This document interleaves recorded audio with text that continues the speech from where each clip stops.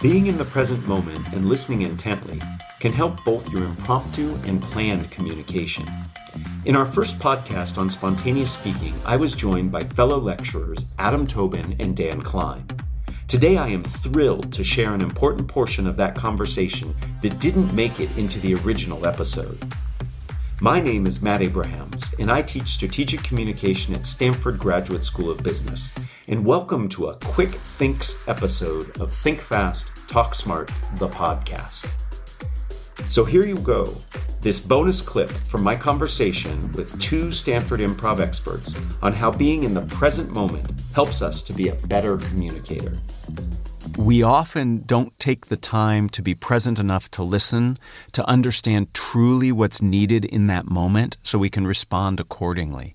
Because we're in our heads, because we're judging and evaluating, we might miss some nuance or make some assumptions that get in the way of being successful in spontaneous speaking. Curious to know your thoughts about that listening and that present orientation. Wait, what did you just ask me? Sorry, I'm sorry. Look, if you're locked into a script or locked into this idea of how you were going to do it and something is going on, you're totally not connecting with your audience, with their needs. Imagine you're giving a talk and there's a fire alarm and the sprinklers go off and you keep giving your talk. It's the opposite of actually connecting your material to people.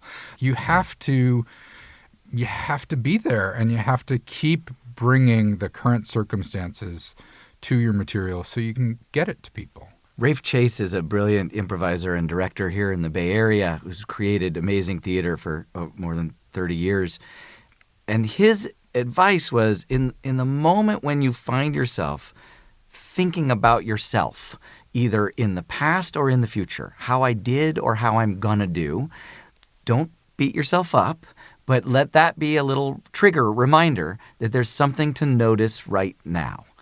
And that's always true. Mm-hmm. There's always something to notice right now.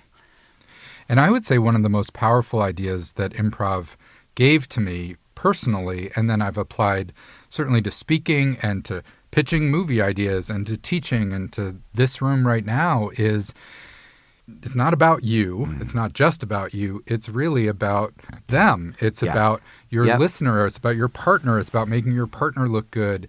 And if you can get that awareness out of yourself, there's a great improv maxim, which is do what needs to be done. Yeah. Don't do more. Don't do less. Do what needs to be done.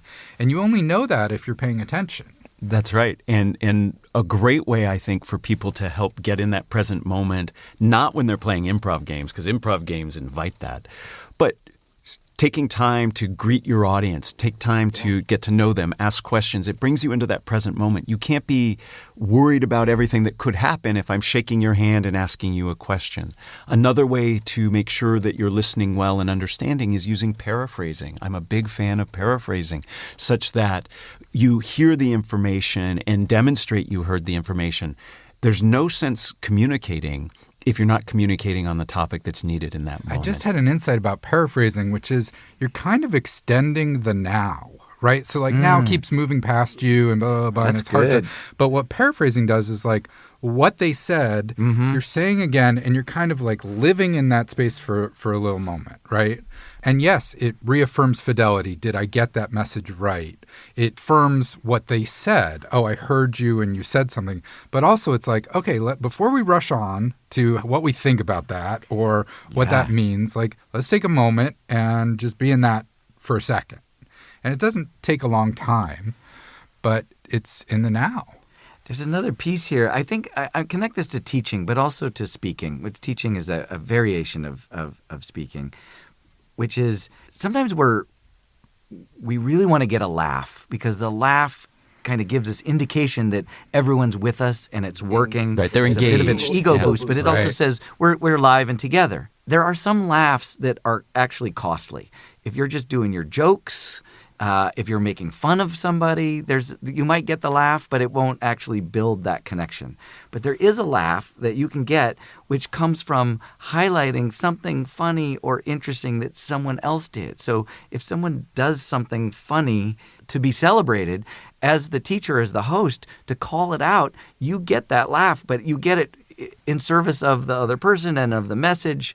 I think it's true in talks as well. If something happens in the room that you can call out that gets the laugh, it's not you generating a joke and saying, look at me. It's sort of being present in the moment.